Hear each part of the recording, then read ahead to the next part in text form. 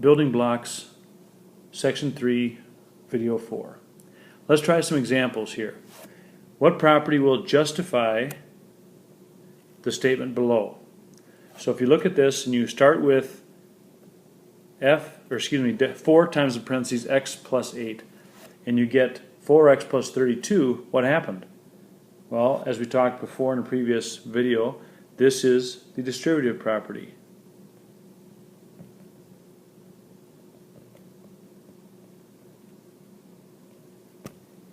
The next one, if you have this statement and you got this somehow, what happened?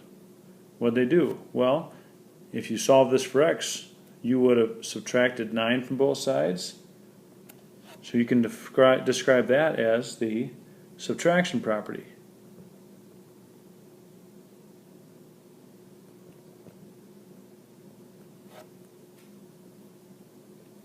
Now officially it's the subtraction property of equality, but I will accept subtraction property.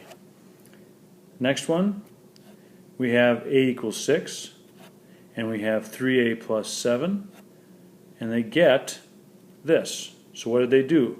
What did they do with those two to get this statement? Well, they basically took the 6 and plugged it into the a, and that's called substitution.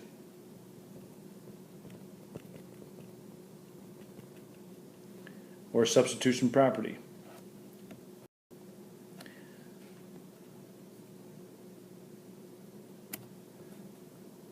Another one.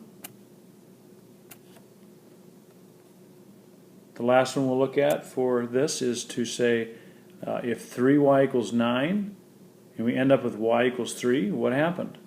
Well, if you're solving this for y, you must have divided by 3. So this is the division property.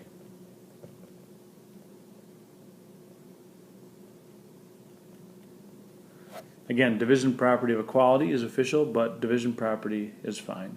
So let's take a look at number 2 also.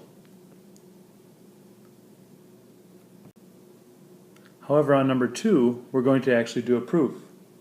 So our first statement will be to write the given. Now I'm going to do a 2-column proof. So our first statement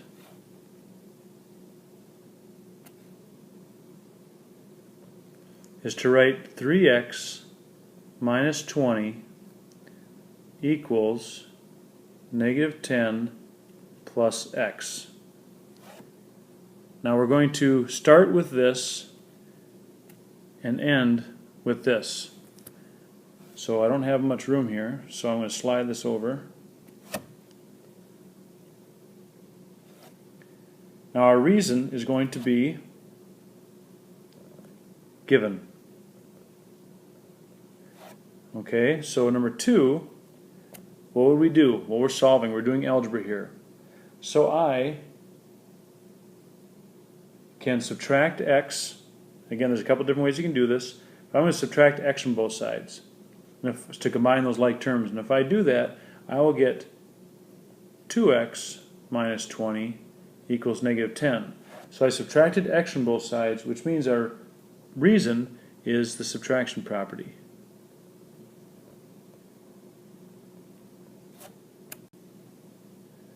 So what would we do next?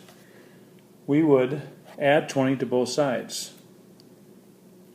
And in doing so, we would get 2x. Now this is a negative 10, don't forget that, sorry about that.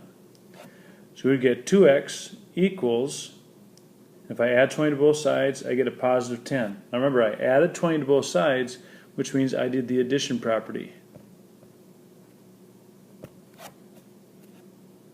Our last step would be divide both sides by 2. If I do that, I get x equals 5. And again, what did we do to get x by itself? We did the division property. So we started with this, and we ended with this. And that's an algebraic proof for number 2. So this ends Building Blocks Section 3, Video 4.